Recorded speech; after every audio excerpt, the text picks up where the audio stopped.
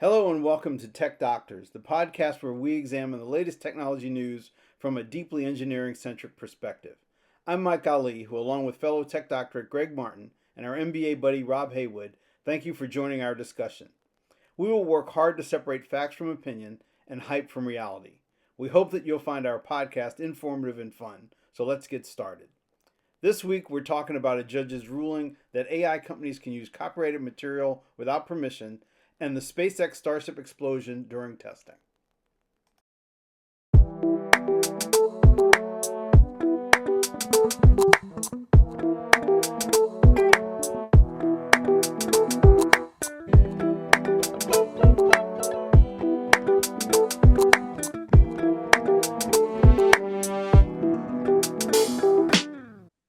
Let's get to it. So we're talking about the first one. AI companies using copyrighted work without permission. Yeah, so they made a distinction between pirated works and paid for works, but I thought they wasted an opportunity right there because you gave yourself an opportunity to balance the scales by coming up with maybe a unique definition of what it means to buy copyright material when you're an AI company intent on using it for training. The way I read the article, it sounded like the book's $24.95. So if Sam goes down to Borders and pulls out a 20 and a fiver, and maybe another fiver for taxes, well, he'd be in California, you have to pull out another 10 for taxes. He's good to go forever. And that feels to me like a wasted opportunity where you could have said, you have to pay, and by the way, it's not the same. Your use is not the same as a consumer. And so your price is not the same as a regular consumer. Yeah. But they didn't say, I'm sure it's not as simple as they pay the retail price. Oh no, it is. If it's not simple, then that's yeah. Well, and it gets a little muddy because there is a court case going on right now where I think it was one of the guys, Anthropic, one of those guys, basically did pirate the books, and so now they're in trouble for pirating the books. But what the judge says, yes, pirating is wrong. If you steal the books, you don't pay for them. But he said if you pay for them, it's just like you bought the book at the bookstore, you brought it home, and you wrote a book report on it, or you scanned it into your computer, and maybe you put the whole thing into your database and rearranged the words and did something transformative with it. And sorry, you paid your $24.95 for the book. You're done. That was the other part, the transformative, a pivot point on the decision. And but yeah, you're trying to say, well, if it's for B2B use, right? You're not really a consumer, somehow B2B.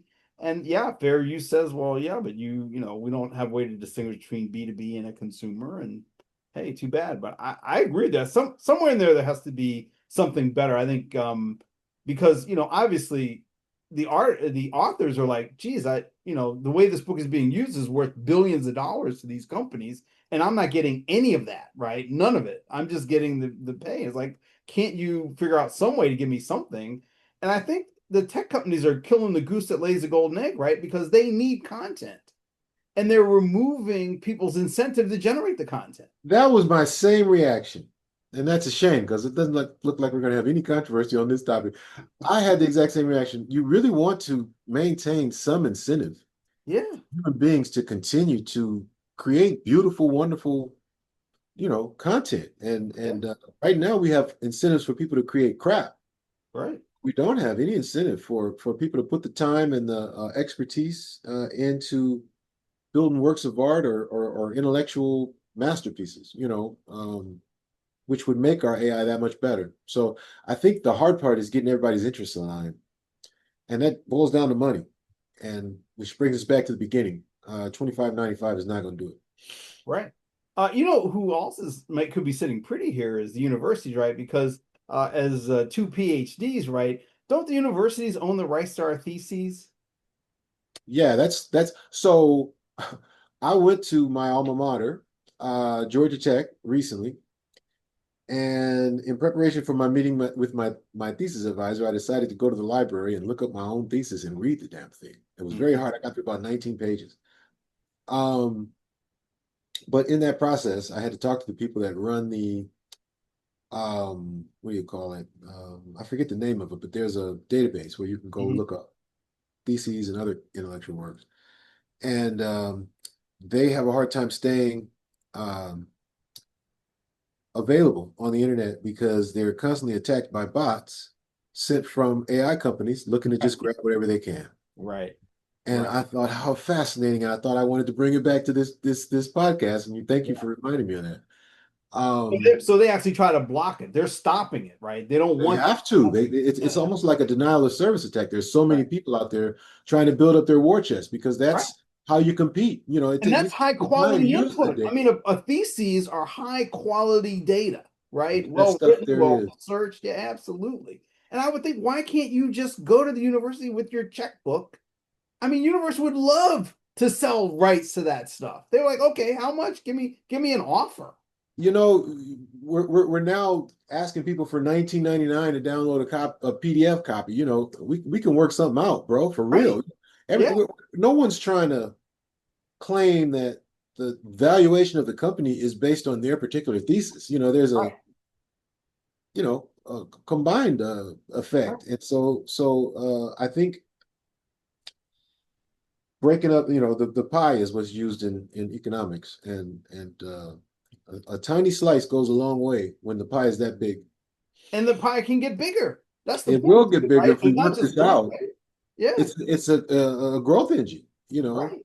driven by our own activity. It's Yeah. fantastic Yes. if we could get it right. But we're starting with a court system. To your point about how the writers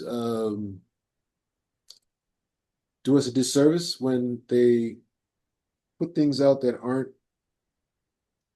framed properly from a technical perspective, I think would be the way you might Well, word it. copyright law has been around, almost before. I think before the printing press. So, I mean, the problem is you got copyright laws that are based that are pre this kind of technology. Wouldn't have occurred to by in a million years that there'd be a machine capable of sucking in every printed word on the planet, and then in theory, redoing, converting it. I do have a problem with some of the conversion too. I think that the people that had the plaintiff side of this case goofed a little bit because I know Facebook's engine got itself in trouble because they actually would print out like all of the Harry Potter novel. So it was like Right. we know you fed Harry Potter novels into your engine. You can't just spit them back out, right? And I think if they'd have worked at it, they could have found a few examples like that, right? Where it's like, hey, this thing isn't sometimes it's not always transforming. Yeah, I had also the same reaction that there should have been another wasted opportunity to um, first look at today. Uh, if you left it to I guess they would be the defense attorneys. They would show examples of extremely transformative works, right? Yeah. Based on the prompt. But the job of the prosecuting attorney would have been to say, here's a prompt that shows you that they're producing exactly the damn Right. program that Mike Ali wrote. Because it's unique, right? Yeah, It hasn't been done yeah, before, right? So if it yeah. hasn't been done before, the pattern matcher pulls out its pattern and just pulls out Mike Ali's, document. It didn't transform it; it just shows it, right? It's that Yep, stochastic parrot thing again, right? yep. So I think they probably could have done a better job, and maybe it's worthwhile digging a little deeper and see what they did. I think there was one pushback, but to be fair though, I mean there are other things of if somebody says, I mean, sometimes the questions are like, I'd like to know if statistically most novels use this sort of metaphor, right? Well, it's good to have all the novels that you can search to come up with that answer. And you wouldn't say, oh no, you have to pay, right, each novelist, a big dollar amount just so you can answer a question that cuts across all the novels, right? I mean, so that's the thing about ChatGPT, right? The types of questions and queries cover such a broad range of things. Some of them you say, oh yeah, that's absolutely fair use, and you shouldn't pay a nickel more than what it costs you to buy the book and scan it. But there's other stuff you go, no, no, no, you couldn't do this without that book. You really, really need the insights and wisdom from that book, and it's just sitting there in your database. You're using it for free at no additional charge directly. And we talk a lot about how much technical knowledge is needed to really understand these issues, but we're wrong in this instance. And this is really the most important instance, how the court system is going to define what's fair. It's really plain and simple. This transformative situation is not a technical issue, right? You can just show an example of a non-transformative and a transformative and show the judge both possibilities exist. And therefore, we need a framework that distinguishes between them. And we need an economic system that distinguishes between them. Easy, right? We haven't pulled out a single electron. Right. Yes. And then what was the first thing that it was hinging on was the Piracy versus yeah. That buying. also has nothing to do with No, technology. right. You No, either those have really good point. a record of a financial transaction or you don't. That has nothing to do with technology. Yeah. Um, the issue of deciding the difference between how a consumer might use a book versus how a university or a library might use a book. I'm sure they already have different arrangements for those situations. Versus how an AI company might use a book is a whole new category, and you have to come up with a new way to classify that. And the hard part, I think, is creating a free for all. If you go too far, where you're trying to manage this micropayment system for every human being in the world, Mm-hmm.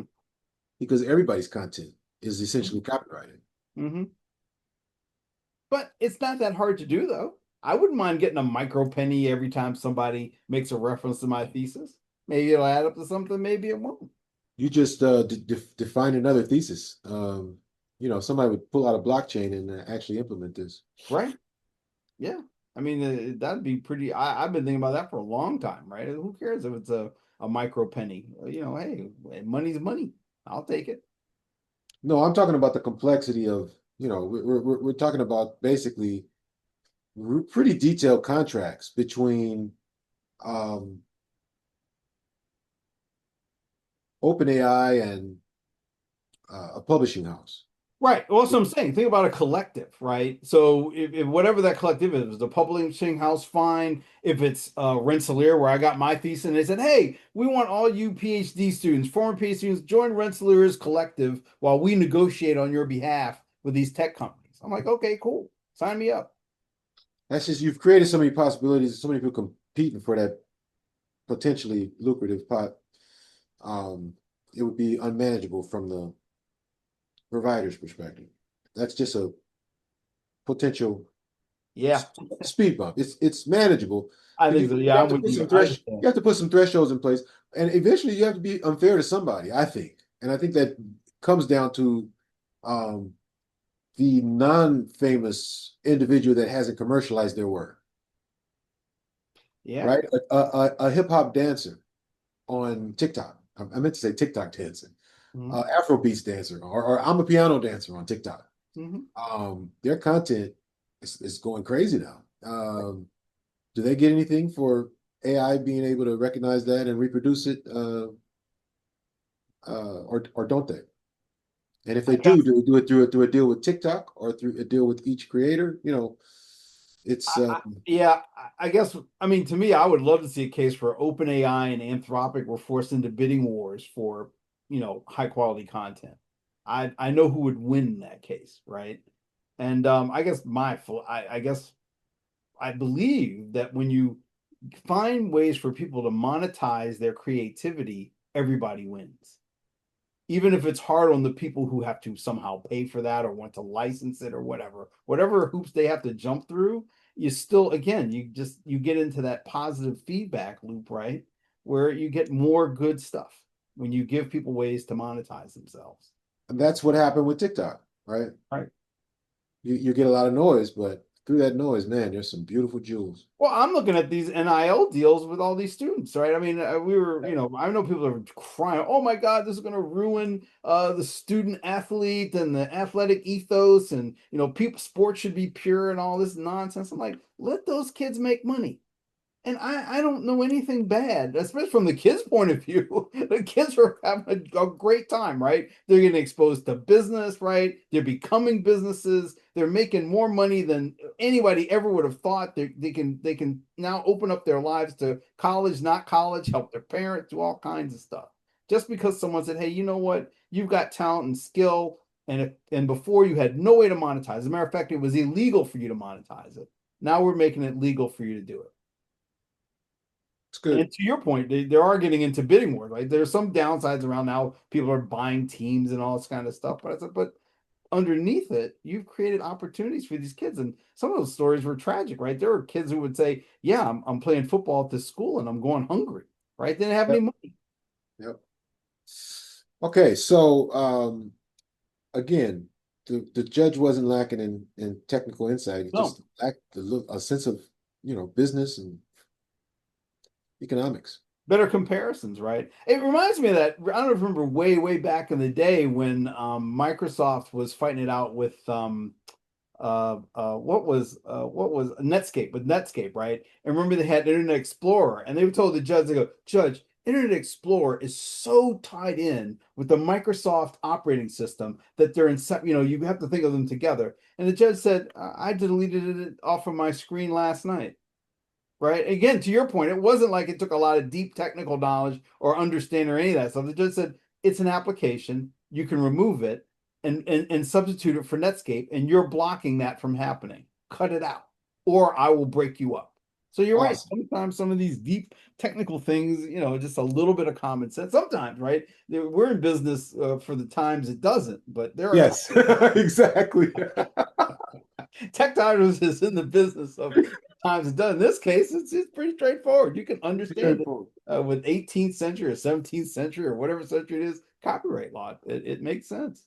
So I have confidence that our judicial system will evolve. There's a lot of cases in a lot of different states. A lot of judges will chime in, and I hope some of them learn from this and say, the beginning of a framework. Let's just add a little meat to the bones, and we can come up with somewhere everybody's happy.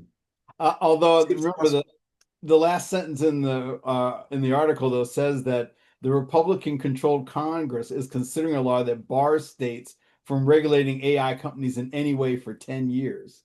So it says they're in the business of protecting big business, not your business. So just something to keep in mind, right? Is people say, hey, wouldn't it be great to start figuring out how to monetize the creativity and the right case in front of the judge? We'll let you do that. Remember, those our friendly Republicans in Congress are busy trying to make the world safe for the billionaire owners of OpenAI and Anthropic.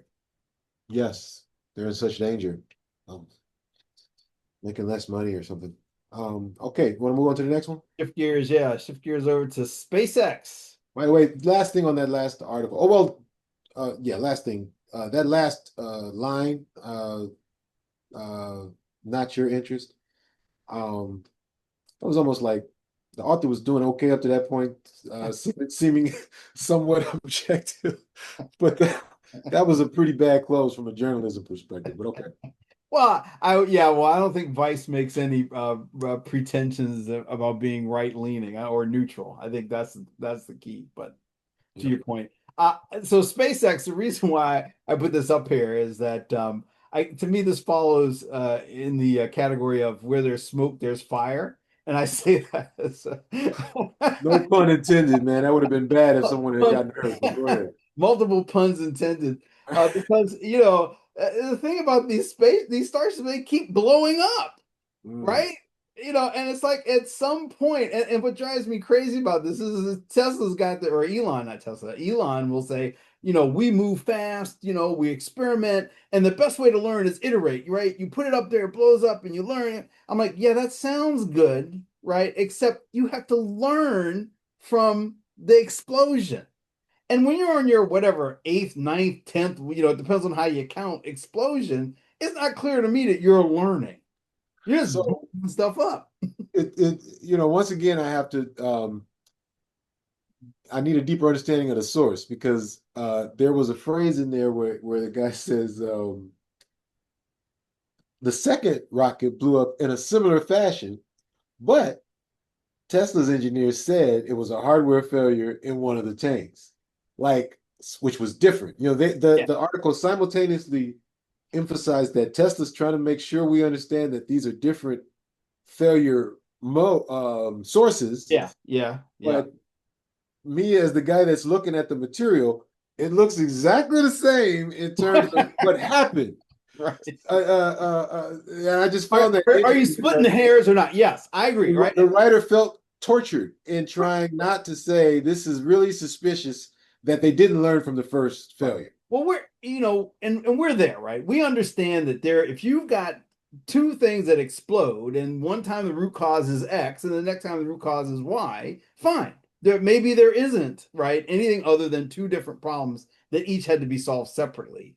When you're on your ninth of Right. things going wrong, you start going, wait a minute, yeah, at one level, these are different root causes, but where's the underlying, right? Is there something systemically wrong underneath? And actually, I have seen, and I don't want to, I've seen a couple of articles that are pointing saying, do they have some systemic issues with their manufacturing processes, maybe being a little sloppy? Could be. Another one is saying that fundamentally they're pushing these Raptor engines too hard. And when you push them too hard, you're going to get vibrations and other modes that again excite more failure modes, right? Yeah. So you think that's what I'm at. I'm like, I think it just feels like there's something underneath it was this one this time, it was this one this next time, and look, they're all different. I'm like, yeah, but you got too many there to say that there isn't something more common between them. So I used to work on the vibration testing of space shuttle main engines at Rocketdyne. No crap. I did. Were you like the actual test firings? You like were there when they were like lit those things up? Not as part of my job. I went to observe, Okay. but Yeah. my job stayed back at the office coordinating the entry and access to the test data for the Okay. engineers to use it. Right. And I digitized it for the first time ever. And this is It was with my first strain digital gauges. transformation. Is it no great? Is this temperature, pressure, strain? I mean, all Yeah, that. all that. Mostly strain though. Okay. Yeah, Yeah. that's the most important one. Right. And they just put them all over the place, little gauges. Yeah. Yeah, and you know, that was when the government was still in charge and you did what you had to do to create safety. Now safety is um, competing against profitability, and that's not working out very well for Boeing. Um, it's working out extremely well for SpaceX so far, but there are some troubling signs. And I know where you're going with this, so I'm just going to cut to the chase. Ladies and gentlemen who are listeners, Mike thinks that at a minimum, Elon Musk is overconfident in his engineering skills. Did I say that kindly enough? Okay, you really, really watered that down, but yeah, okay, yeah, yeah, it's somewhat, yes, Trying not to get sued, man. yes, yeah, good. Um, but We're tech doctors. We're tough on technology, but not too tough. yeah. But yeah, so there are troubling indications in that direction, because it's a pattern. And if we can't speculate too hard on this, but if it turns out that there might have been guidance to look at some more fundamental things, and there was a stubborn resistance to do that because a fundamental decision had already been made, like we're only using cameras, um, then that would be Yeah. troubling as a person who, from humanity's perspective, believes the space program is beneficial and therefore should make good and rapid progress. Well, not rapid, but good But and safe. the other thing is that people act like this is Elon burning up his money and his shareholders' money. I'm like, no, no, there's some NASA money involved in that Yeah, they too. got to put some money in the pot. So They did. They did. This yeah. is billions of dollars from NASA, and this is the rocket that's supposed to take a manned capsule to the moon.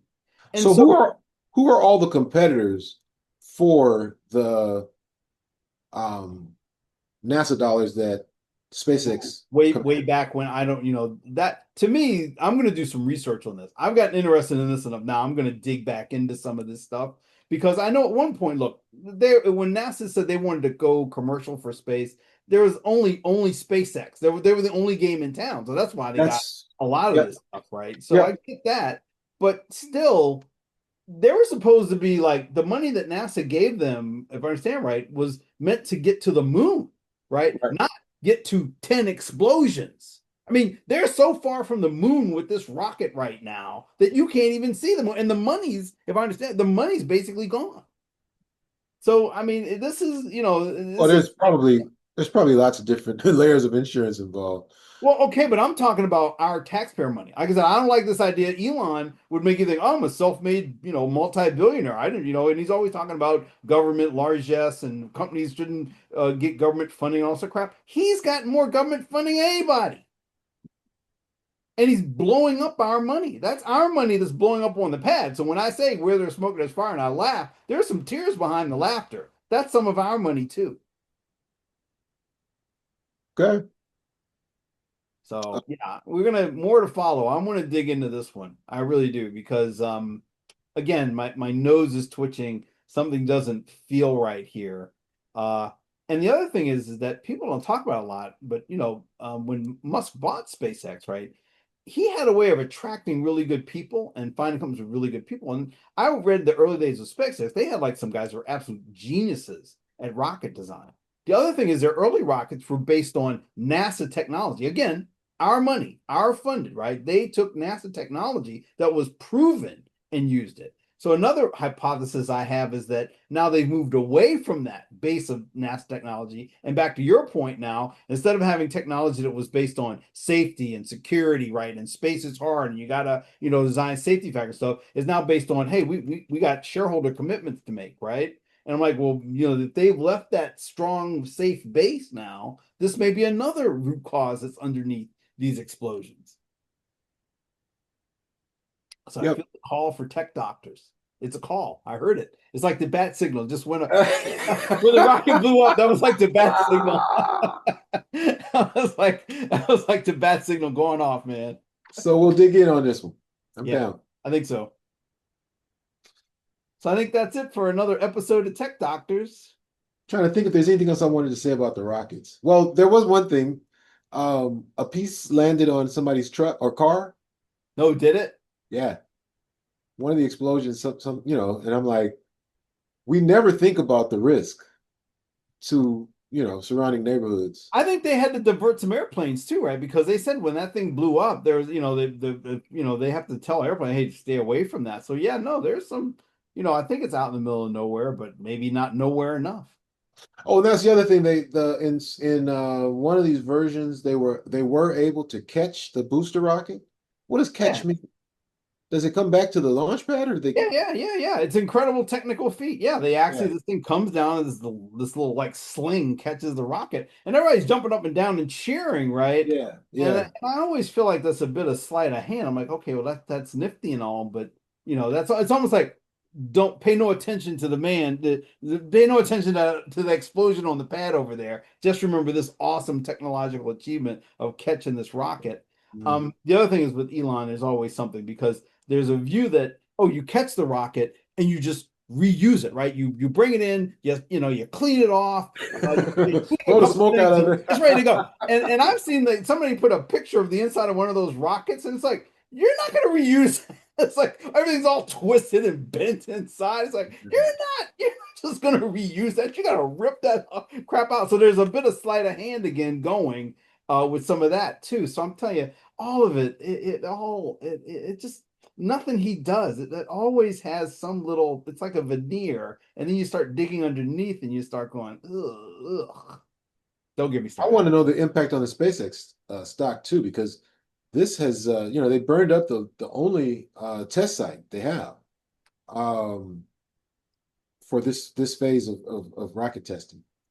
And so Right. that's pushed the whole agenda back to 2026. What impact does that have on revenues and You'd think it would, right? You'd think, right? But these guys, they're so good at spinning the media now. They call an explosion a success. I've literally you can hear them, right? They an go, explosion of yeah, success? they will. They'll say, oh, I think there was a That's clip. really good, Mike. You're getting good at this, man. That's not me. I'm just repeating what they're saying. They're saying we were able to get to the pad, and therefore that was the goal of this mission was to get to the or something. They keep moving the goalposts right after the event. Before the event, it's like we want to do this, this, and this. After the event, oh, all we were trying to do was that, and Hmm. it's just like it's all gaslighting and everything else. And then the fanboys, spin it positive. Yeah. And it is, I mean, for sure, where there's smoke, there's fire. We all agree, regardless of whether it's a new root cause or the same root cause, or you haven't got to the underlying root cause, you are a ways away from a working launch system. But as we used to say at NASA when I worked there, space is hard. Yeah. Yeah.